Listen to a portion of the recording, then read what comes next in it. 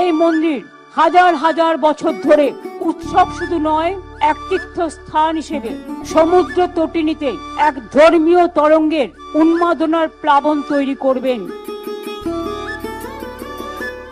এই মন্দিরের ছবি এবং একটু করে প্রসাদ হলেও সামান্য সববার বাড়ি বাড়ি পৌঁছে দেওয়া সারা পশ্চিম বাংলায় এবং সারা ভারতবর্ষ যত বিখ্যাত মানুষ আছেন যারা ভালোবাসেন তাদের কাছে পৌঁছে দেওয়া।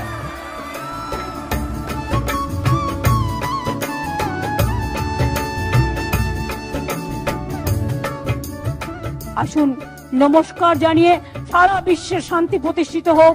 সারা দেশের এই সময়টা সকলে মনে মনে প্রার্থনা করবেন শান্তির জন্য, সংহতির জন্য, সম্প্রীতির জন্য।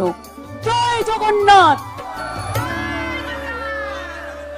पुरी का मंदिर को हम इज्जत करते हैं, जगन्नाथ धाम को भी हम इज्जत करते हैं।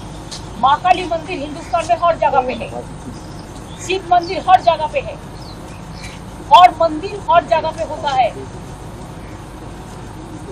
जब बीजेपी कुछ करता है हम तो कुछ भी पूरी नहीं करते हैं मंदिर के बारे में। उसका इतना गुस्सा क्यों हुआ? इतना गुस्सा क्यों हुआ?